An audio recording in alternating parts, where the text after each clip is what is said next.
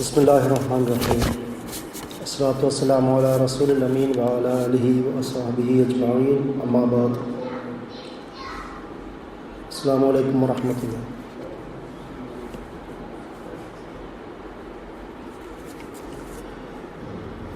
Islamism എന്ന വ്യവഹാരം ഇർഫാൻ അഹമ്മദിനെ വായിക്കുമ്പോൾ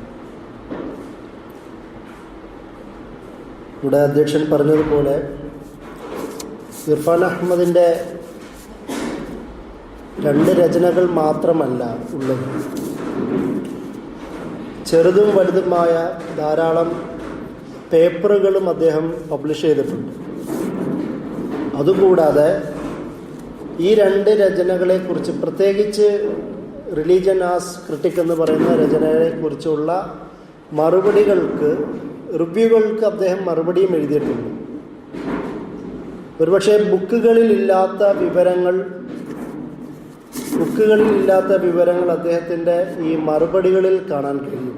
കാരണം പല വിഷയങ്ങളും ബുക്കുകളിൽ ഉൾക്കൊള്ളിക്കാൻ പറ്റണമെന്നില്ല. റിവ്യൂ വരുമ്പോഴാണ് അതിൽ ഉൾക്കൊള്ളിക്കേണ്ട വിഷയത്തെക്കുറിച്ചുള്ളൊരു ബോധമുണ്ടാകും. അങ്ങനെ അദ്ദേഹത്തിൻ്റെ ഈ രണ്ട് കൃതികളും, Islamism and democracy in India എന്ന് പറയുന്ന കൃതിയും റിലീജിയൻ ആസ് ക്രിട്ടിക് എന്ന് പറയുന്ന കൃതിക്കൊപ്പം അദ്ദേഹത്തിൻ്റെ ചെറുതും വലുതുമായ ഇൻ്റർനാഷണൽ തലത്തിൽ പബ്ലിഷ് ചെയ്ത കുറച്ച് ആർട്ടിക്കിളുകളും പഠനങ്ങളുമുണ്ട്. അതിൽ ജമാഅത്തെ ഇസ്ലാമിയെക്കുറിച്ചുള്ള കാഴ്ചപ്പാടുകൾ കാണാം, മൗലാന മൗദൂദിയെക്കുറിച്ചുള്ള കാഴ്ചപ്പാടുകൾ കാണാം, സിമിയെക്കുറിച്ചും ഇന്ത്യയിലെ റാഡിക്കലൈസേഷൻ പ്രോസസ്സിനെക്കുറിച്ചുമുള്ള വർത്തമാനങ്ങൾ കാണാം, ഇന്ത്യയിലെ മുസ്ലിങ്ങൾ അനുഭവിക്കുന്ന പ്രശ്നങ്ങളെക്കുറിച്ചും ഇസ്ലാമോഫോബിയയെക്കുറിച്ചുമുള്ള വർക്കുണ്ട്. അദ്ദേഹവും സഹപ്രവർത്തകരും കൂടി എഡിറ്റ് ചെയ്ത ഇസ്ലാമോഫോബിയ, ബെസ്റ്റിലെ ഇസ്ലാമോഫോബിയയെക്കുറിച്ചുള്ള ഒരു വർക്കും അദ്ദേഹത്തിൻ്റേതായിട്ടുണ്ട്. ഈ രചനകളിലെല്ലാം ഇർഫാൻ അഹമ്മദ് ജമാഅത്തെ ഇസ്ലാമിയെക്കുറിച്ചും മൗലാന മൗദൂദിയെ, പ്രത്യേകിച്ച് മൗലാന മൗദൂദിയുടെ ചിന്തകളെക്കുറിച്ചുമുള്ള അവലോകനങ്ങൾ ഉൾപ്പെടുത്തിയിട്ടുണ്ട്. ഈ ചർച്ച തുടങ്ങുമ്പോൾ തന്നെ നമ്മൾ ആദ്യമായി ശ്രദ്ധിക്കേണ്ട ഒരു വിഷയം ഇസ്ലാമിസം എന്ന് പറയുന്ന പദമാണ്, ടെർമിനോളജിയാണ്. അത് യഥാർത്ഥത്തിലൊരു സുന്ദരമായ തെറിയാണ്.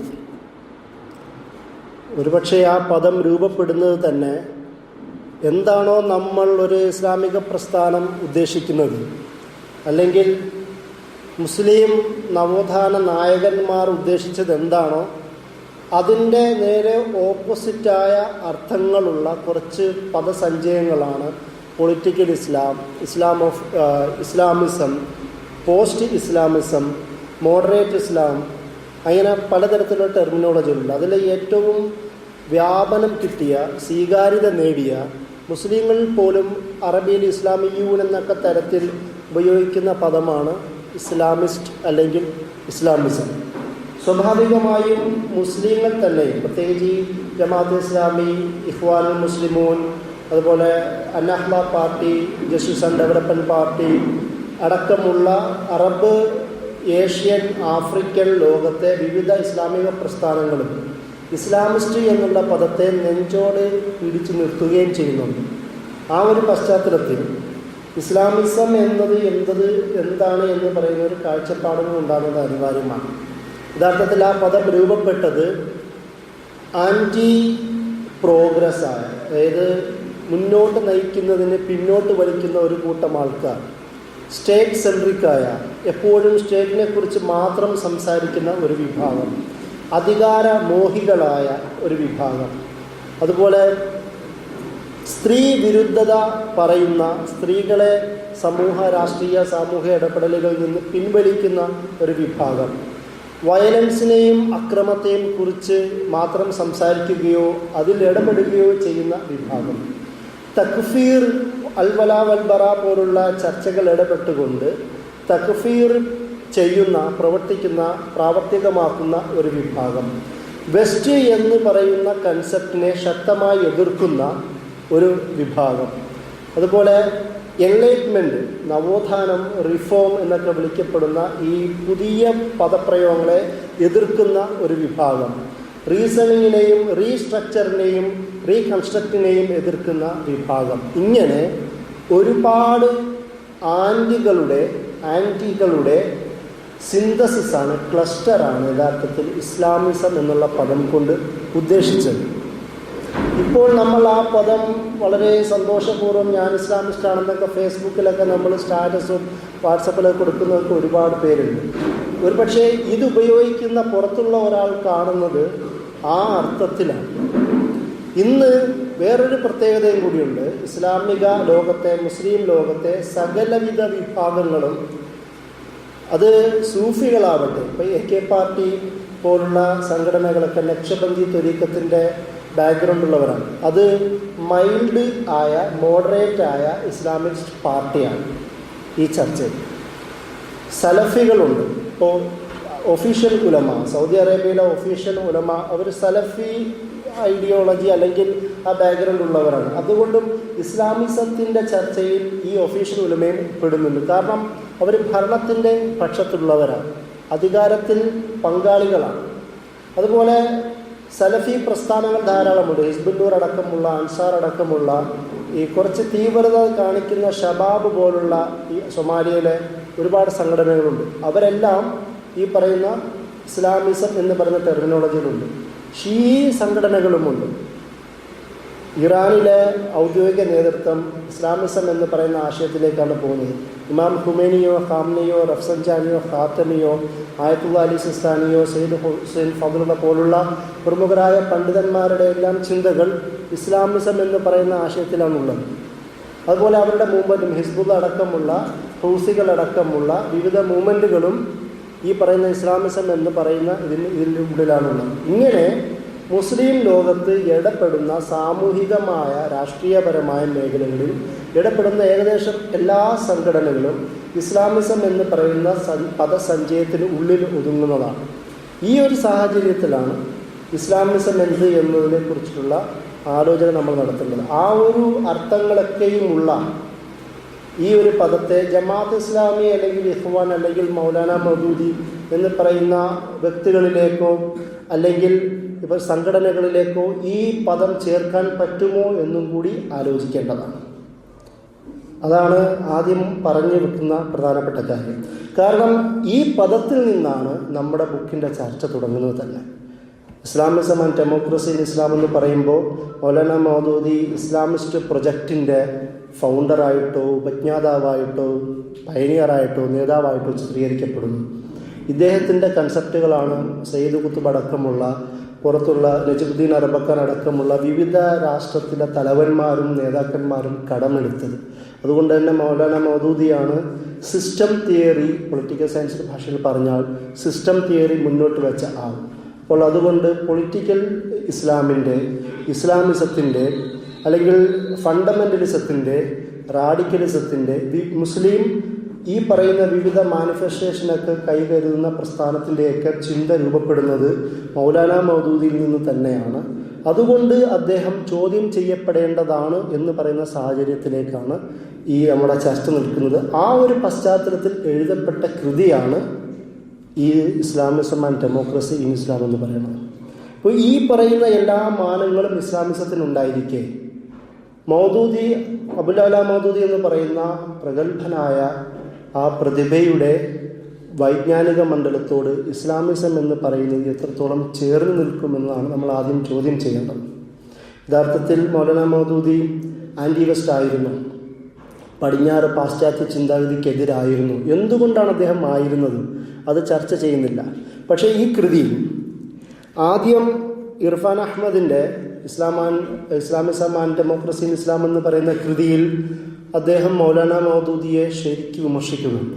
മൗലാന മൗദൂദിയെയും അതുപോലെ തന്നെ ജമാഅത്ത് ഇസ്ലാമിനെ വിമർശിച്ചുകൊണ്ട് അത് ഒരു തരത്തിലുള്ള കൺസർവേറ്റീവിസം അല്ലെങ്കിൽ റാഡിക്കലൈസേഷൻ പ്രോസസ്സിനെ ശക്തമായി പിന്താങ്ങുന്ന ഒരു ഭാഗം എന്ന നിലയിലാണ് അദ്ദേഹം ആ ഒരു ആകത്തുകയിലെത്തുന്നത്. എന്ന് മാത്രമല്ല, ഈ ഇസ്ലാമിൻ്റെ രാഷ്ട്രീയ സങ്കല്പം എന്ന് പറയുന്നത് മൗലാന മൗദൂദിൽ നിന്ന് തുടങ്ങി എന്ന് പറയുന്ന തരത്തിലുള്ള പരാമർശങ്ങൾ പോലും ഈ രചനയിൽ, ആദ്യത്തെ ഇസ്ലാമിസം ആൻഡ് ഡെമോക്രസി എന്ന് പറയുന്ന രചനയിൽ നമുക്ക് കാണാൻ കഴിയും.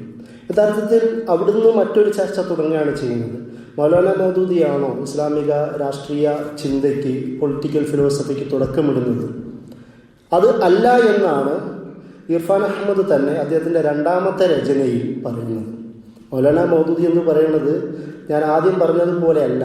രണ്ടാമത്തെ രചനയിൽ ഈ പറയുന്ന ഇസ്ലാമിൻ്റെ വൈജ്ഞാനിക പാരമ്പര്യത്തിൻ്റെ ഒരു പിന്തുടർച്ചാവകാശിയാണ്, അത് പിൻഗാമിയാണ് മൗലാന മൗദൂദി എന്നത് അദ്ദേഹം തിരുത്തി എഴുതുകയാണ് രണ്ടാമത്തെ രചനയിൽ ചെയ്യുന്നത്. അങ്ങനെ മുമ്പ് പറഞ്ഞ നല്ല ശതമാനം കാഴ്ചപ്പാടുകളെ രണ്ടാമത്തെ രചനയിൽ തിരുത്തി എഴുതുന്നുണ്ട്. എന്തുകൊണ്ടെന്ന് വെച്ചാൽ അദ്ദേഹത്തിൽ തന്നെ സംഭവിച്ച ട്രാൻസ്ഫോർമേഷനാണ്. ആദ്യത്തെ രചന ഈ ജമാഅത്തെ ഇസ്ലാമിൻ്റെ ട്രാൻസ്ഫോർമേഷനെ കുറിച്ചാണ് എഴുതിയതെങ്കിൽ രണ്ടാമത്തെ രചന ഇർഫാൻ അഹമ്മദിൻ്റെ ട്രാൻസ്ഫോർമേഷനെ കുറിച്ചിട്ടാണ് സംഭവിക്കുന്നത്. അത്ര തരത്തിലുള്ള ഒരു മാറ്റം ഈ രണ്ട് രചനകൾക്കിടയിൽ ഉണ്ട് എന്നുള്ളതാണ് പ്രത്യേകത.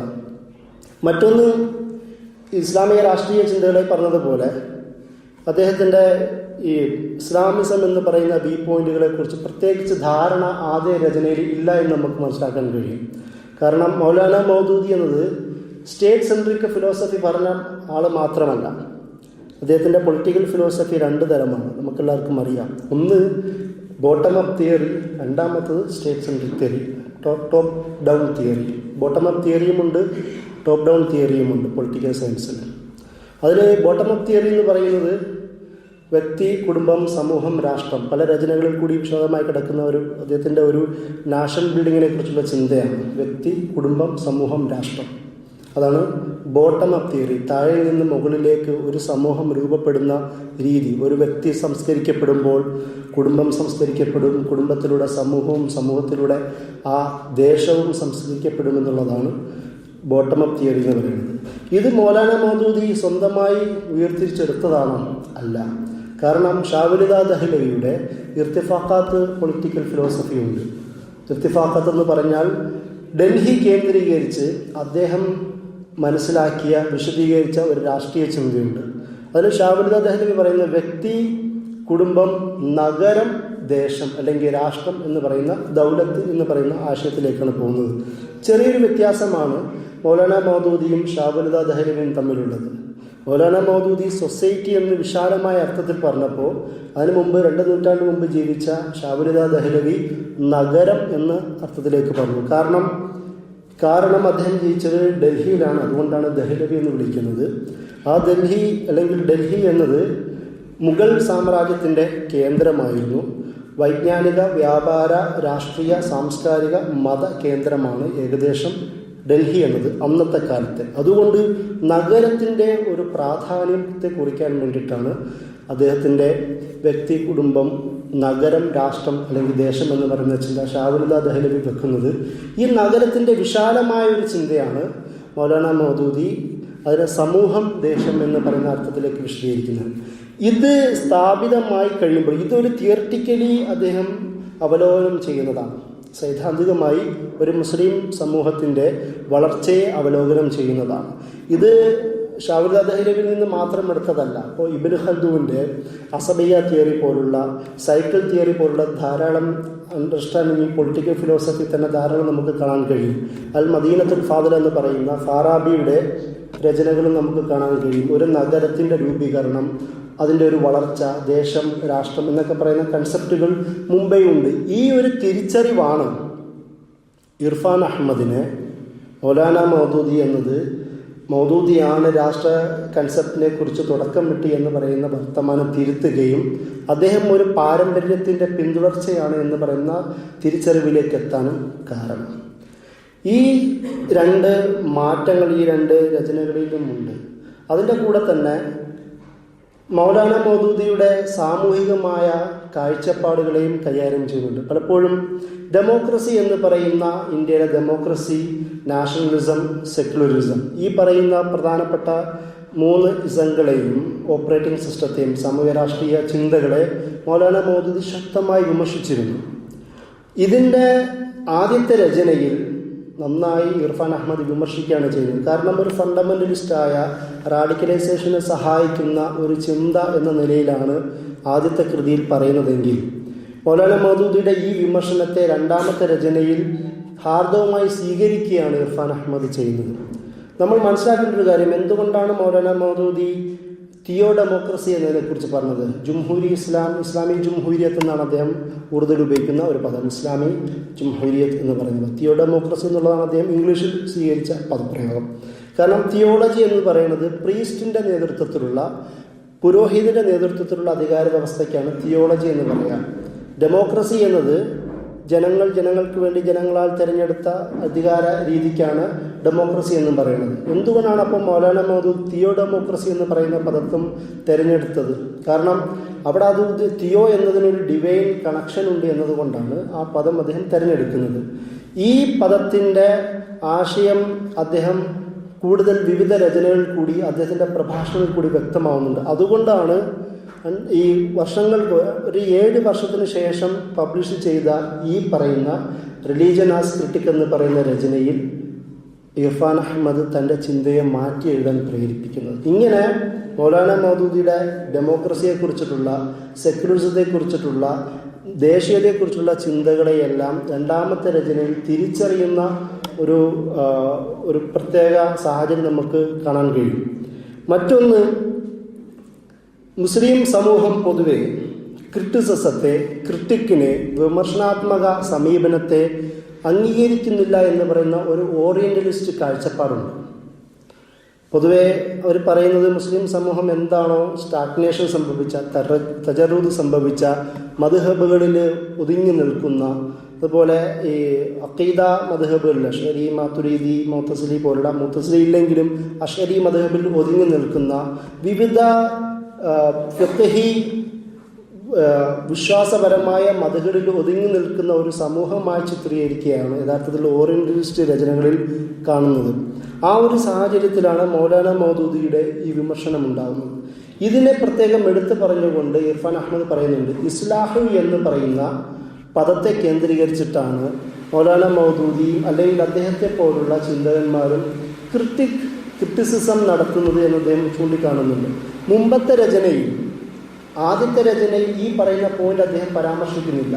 ആദ്യത്തെ രചനയിൽ മൗലാന മൗദൂദിയെ വളരെ ജാമിദ് ആയ, വളരെ തജറുദായ, സ്റ്റാഗ്നേഷൻ സംഭവിച്ച ആ ഒരു തരത്തിൽ പൊളിറ്റിക്കൽ ഫിലോസഫിയോ അല്ലെങ്കിൽ പൊളിറ്റിക്കൽ ഇസ്ലാം മാത്രം സംസാരിക്കുന്ന ഒരാൾ എന്ന നിലയിലാണ് ആദ്യത്തെ രചനയിൽ പരിചയപ്പെടുന്നത്. രണ്ടാമത്തെ രചനയിൽ ലോക ഇസ്ലാമിക പണ്ഡിതന്മാരിൽ ഏറ്റവും കൂടുതൽ ക്രിറ്റിസിസം നടത്തുന്ന സാമൂഹിക, രാഷ്ട്രീയ, മത മേഖലകളിൽ പുനരാലോകനം നടത്തിയ ഒരാളെന്ന നിലയിൽ മൗലാന മൗദൂദിയാണ് അദ്ദേഹം പ്രത്യേകം തിരഞ്ഞെടുക്കുകയും ചെയ്യുന്നത്. ഈ 2 പ്രത്യേകതകൾ ഈ രചനകളിൽ നമുക്ക് കാണാൻ കഴിയും. അതിൻ്റെ കൂടാതെ തന്നെ ഈ രചനകളിൽ കൂടി മൗലാന മൗദൂദിയെ വിമർശിക്കുന്നവർക്ക് മറുപടിയും അദ്ദേഹം കൊടുക്കുന്നുണ്ട്. കാരണം ഇസ്ലാമിസം, ഡെമോക്രസി ആൻഡ് ഇസ്ലാം എന്ന് പറയുന്ന രചനയിൽ മുനീർ കമ്മീഷനെ കുറിച്ചുള്ള വിവാദങ്ങൾ നമുക്കറിയാം. അതായത് ഇന്ത്യയിലെ മുസ്ലിങ്ങൾ എന്ത് ചെയ്യണമെന്ന് ചോദിച്ചപ്പോൾ മൗലാന മൗദൂദി പറഞ്ഞു, അവർ മനുസ്മൃതികൾ നടത്തുന്ന പോലെ നടത്തിക്കോട്ടെ എന്നൊക്കെ. മുസ്ലിങ്ങളുടെ ഇന്ത്യൻ ഹിന്ദുക്കൾ എന്ത് ചെയ്യണമെന്ന് ചോദിച്ചപ്പോൾ അദ്ദേഹം മനുസ്മൃതിയുടെ കാര്യം എടുത്ത് പറഞ്ഞ് മുനീർ കമ്മീഷൻ അങ്ങനെ എഴുതി വെച്ചു. അത് പിന്നീട് ലോകത്തുള്ള സകലവിധ മൗലാന മൗദൂദിയെക്കുറിച്ചുള്ള റെഫറൻസ് കിതാബുകളിലും പ്രധാന സോഴ്സായി മാറി. ഇന്ന് ഇന്ത്യയിൽ അതിനെക്കുറിച്ച് തിരുത്തി എഴുതിക്കൊണ്ട് നജാത്തുള്ള സിദ്ദീഖി അയച്ച കത്തിലുള്ള മറുപടി മൗലാന മൗദൂദി പറഞ്ഞിട്ടുണ്ടെങ്കിൽ പോലും ആ കത്ത് പരിഗണിക്കാതെ ഇപ്പോഴും ഈ പറയുന്ന സംഭവത്തിലൂടെ മാത്രം മൗലാന മൗദൂദിയുടെ ദേശീയതയെക്കുറിച്ചും മത വൈവിധ്യത്തെക്കുറിച്ചുമുള്ള ഭാഗമായി കണക്കൂട്ടുന്നത് വലിയൊരു പ്രശ്നമാണ്. ആ ഒരു സംഭവം ഇർഫാൻ അഹമ്മദ് അദ്ദേഹത്തിൻ്റെ കിതാബിലും ബുക്കിലും ഉൾപ്പെടുത്തിയിരുന്നു. ഈ രണ്ടാമത്തെ ബുക്കിൽ മൗലാന മൗദൂദിയുടെ പ്ലൂറൽ കൺസെപ്റ്റിനെ കുറിച്ചാണ് കൂടുതൽ ഊന്നുകയും ചെയ്യുന്നത്. ഇതാണ് ഈ 2 ബുക്കുകൾ നമ്മളുടെ വൈവിധ്യം.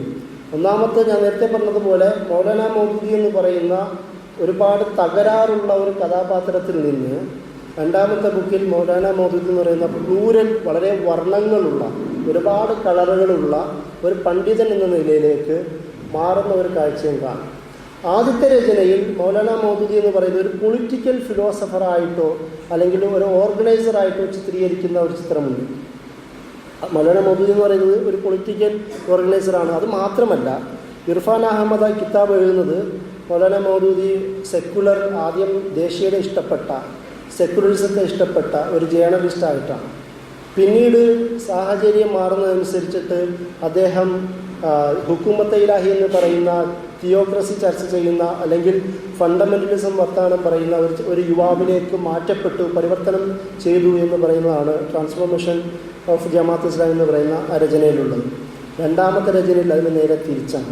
ഇതിൽ നിന്നും മാറ്റമുള്ള ഇസ്ലാമിക ചിന്തയുടെ അടിസ്ഥാനത്തിൽ ടെക്സ്റ്റിൽ നിന്നും ഖുർആനും ഹദീസിൽ നിന്നും ആശയങ്ങൾ രാഷ്ട്രീയ ചിന്ത രൂപീകരിച്ച ഒരു പണ്ഡിതനായിട്ടാണ് റിലീജിയൻ ആസ് ക്രിട്ടിക് എന്ന് പറയുന്ന രചനയിൽ ഇർഫാൻ അഹമ്മദ് ചിത്രീകരിക്കുന്നത്. ഇങ്ങനെ ഒരു പക്ഷേ ഞാൻ നേരത്തെ പറഞ്ഞതുപോലെ ഈ രണ്ട് രചനകളും ഇർഫാൻ അഹമ്മദിൽ വന്ന ട്രാൻസ്ഫോർമേഷനാണ് യഥാർത്ഥത്തിൽ കാണിക്കുന്നത്.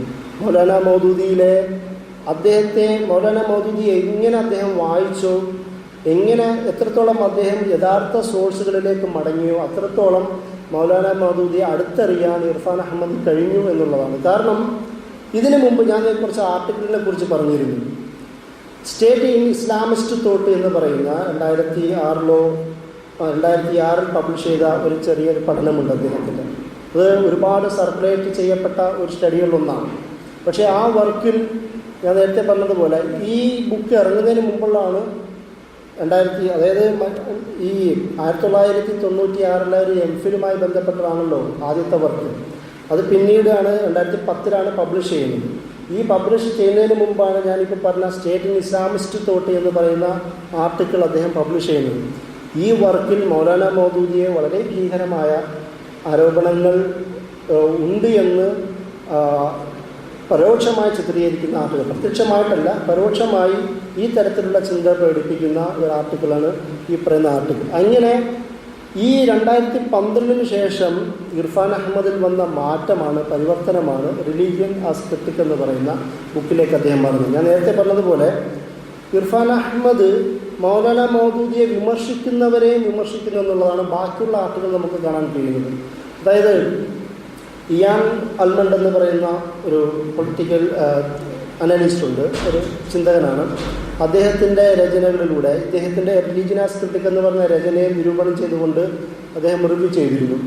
അതിന് മറുപടി എഴുതിക്കൊണ്ട് ഇർഫാൻ അഹമ്മദ് എഴുതിയ ആർട്ടിക്കിൾ പറയുന്നത് ഇയാൻ അൽമണ്ട് പോലുള്ള ആൾക്കാർ മൗദൂദി സാഹിബിനെ പൊളിറ്റിക്കൽ സ്ട്രാറ്റജിസ്റ്റ് ആ ഒരു തലത്തിലൊക്കെയാണ് കാണുന്നത്. അത് മാത്രമല്ല കൺസർവേറ്റീവായ റാഡിക്കലായ ഒരു മനുഷ്യനായിട്ടാണ് മൗദൂദി സാഹിബിനെ കാണുന്നത്. ഇതിന് മറുപടി എഴുതിക്കൊണ്ട് ഇദ്ദേഹം പറയുന്നത് മൗദൂദി എങ്ങനെയാണ് കൺസർവേറ്റീവ് ആവുന്നത്? കാരണം കൺസർവേറ്റീവും റാഡിക്കൽ പദപ്രയോഗങ്ങളും വെസ്റ്റ് സെൻട്രിക്കായ പദപ്രയോഗങ്ങളാണ്. പലപ്പോഴും നമ്മൾ പോലും അറിയാതെ ഉപയോഗിക്കുന്ന പദപ്രയോഗങ്ങളാണ്. നമ്മുടെ കൗമിലെ, നമ്മുടെ സമൂഹത്തിലെ പുതിയ മാറ്റങ്ങളെ ഉപയോഗിക്കാൻ വേണ്ടി നമ്മൾ കൺസർവേറ്റീവ് പദം ഉപയോഗിക്കാറുണ്ട്, റാഡിക്കൽ പദം ഉപയോഗിക്കാറുണ്ട്. പക്ഷേ ഇതൊക്കെയും യൂറോ സെൻട്രിക് ഔട്ട്കമുള്ള അണ്ടർസ്റ്റാൻഡിംഗ് ഉള്ള പദപ്രയോഗങ്ങളാണ്. ഈ ഒരു സാഹചര്യത്തിൽ നിങ്ങൾക്ക് എങ്ങനെയാണ് മൗദൂദി അതിന് ഉപയോഗിക്കാൻ പറ്റുക? കാരണം മൗദൂദി റാഡിക്കൽ എന്ന് പറയുമ്പം റാഡിക്കലിസത്തെ അല്ലാണ്ട് തീവ്രത പ്രകടിപ്പിക്കുന്ന ഒരാളായിട്ടാണ് അവർ ചിത്രീകരിക്കുന്നത്. മൗദൂദി ഏത് ഭാഗത്താണ് തീവ്രത ചിത്രീകരിച്ചത്? എവിടെയാണ് കൺസർവേറ്റീവ് ആയത്? കാരണം മൗദൂദി സാഹിബിൻ്റെ ചിന്തകളിലെല്ലാം മോഡേൺ ചിന്തകളുടെ സ്വാധീനമാണുള്ളത്. പക്ഷേ മോഡേൺ ചിന്തകളുടെ സ്വാധീനം എന്ന് പറയുമ്പോൾ വെസ്റ്റേൺ ചിന്തകളുടെ സ്വാധീനം എന്ന് മനസ്സിലാക്കുന്നത്. എവിടെയാണ് മൗദൂദിയും ബാക്കിയുള്ള പണ്ഡിതന്മാരും വേറിട്ട് നിൽക്കുന്നത്? സാധാരണ നമ്മൾ പണ്ഡിതനെ കുറിച്ച് സംസാരിക്കുമ്പോൾ പ്രധാനമായും മനസ്സിലാക്കേണ്ട ഒരു കാര്യം, ഓരോ പണ്ഡിതനും അതത് കാലഘട്ടത്തിൻ്റെ അടയാളങ്ങളാണ്. അവർ ആ കാലഘട്ടത്തിലാണ് ജീവിക്കുന്നത്. ഇപ്പോൾ ഞാൻ നേരത്തെ പറഞ്ഞതുപോലെ ഷാ വലീദ് ദഹ്ലവി 18-ാം നൂറ്റാണ്ടിൻ്റെ വലിയ മുജദ്ദിദുകളിൽ ഒരാളാണ്. പക്ഷേ അദ്ദേഹം അന്നത്തെ മൊണാർക്കിയെ തകർന്നുകൊണ്ടിരുന്ന മുഗൾ ഡൈനാസ്റ്റിയെ സംരക്ഷിക്കാൻ വേണ്ടിയിട്ടാണ് അദ്ദേഹത്തിൻ്റെ പൊളിറ്റിക്കൽ ഫിലോസഫി, എക്കണോമിക് ഫിലോസഫി അടക്കമുള്ള പലതരം ചിന്തകളും അദ്ദേഹം പ്രകടിപ്പിച്ചത്. മൗലാന മൗദൂദിയുടെ കാലമാകുമ്പോൾ നാഷണൽ സ്റ്റേറ്റ് കൺസെപ്റ്റ് ശക്തമായി നടന്നുകൊണ്ടിരിക്കുന്ന സാഹചര്യത്തിലാണ് അദ്ദേഹം സ്റ്റേറ്റിനെ കുറിച്ചും ഗുഡ് ഗവർണൻസിനെ കുറിച്ചും നല്ല ഭരണത്തെക്കുറിച്ചും സംസാരിക്കുന്നത്. ഈ ഒരു സാഹചര്യത്തെ മനസ്സിലാക്കാതെ മൗലാന മൗദൂദി മോഡേൺ ഫിലോസഫിയെ അല്ലെങ്കിൽ മോഡേണിസത്തിൽ ഇൻഫ്ലുവൻസ് ആയി എന്ന് പറയുന്നത് ശരിയല്ല എന്നും ഇർഫാൻ അഹമ്മദ് അദ്ദേഹത്തിൻ്റെ റിലീജിയൻ ആസ് ക്രിട്ടിക് എന്ന് പറയുന്ന രചനയിൽ ഇത് കൂടുതൽ വിശദീകരിക്കുന്നുണ്ട്. ഇങ്ങനെ മൗദൂദി സാഹിബിൻ്റെ മദ്രാസ് പ്രസംഗത്തെക്കുറിച്ചുള്ള പരാമർശം, അതുപോലെ അതിനുശേഷം സിയാസി കശ്മകഷ് പോലുള്ള രചനകളെക്കുറിച്ചുള്ള പരാമർശം, പാകിസ്ഥാനിൽ പോയതിനു ശേഷം മൗലാന മൗദൂദിയിലുള്ള മാറ്റം, ഇതൊന്നും ആദ്യ രചനകളിൽ പരാമർശിക്കുന്നില്ല. പലപ്പോഴും നമ്മളുടെ തന്നെയും ഇന്ത്യൻ ജമാഅത്ത് ഇസ്ലാമിയുടെയോ അല്ലെങ്കിൽ കേരളത്തിൽ നടക്കുന്ന മൗദൂദിയെക്കുറിച്ചുള്ള മൗലാന മൗദൂദിയെക്കുറിച്ചുള്ള ചർച്ചകളിൽ നമ്മൾ ഒതുങ്ങി നിൽക്കുന്നത് ഇന്ത്യയിലെ മൗലാന മൗദൂദിയെക്കുറിച്ചാണ്.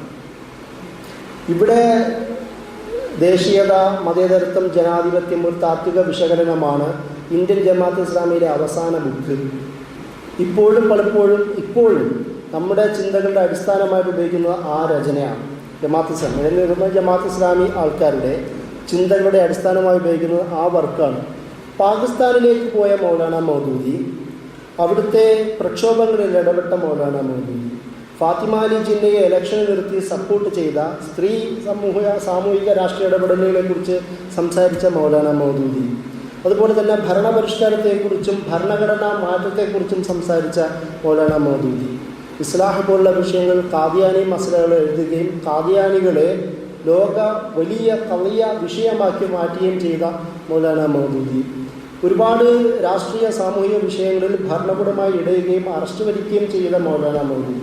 കാരണം ഇന്ത്യയിലായിരുന്നപ്പോൾ അദ്ദേഹം കൊളോണിയലിസത്തിനെതിരെ ശക്തമായി മൗദൂദി സാഹിബ് സംസാരിച്ചിട്ടും ഒരിക്കലും അറസ്റ്റ് ചെയ്യപ്പെട്ടിട്ടില്ല.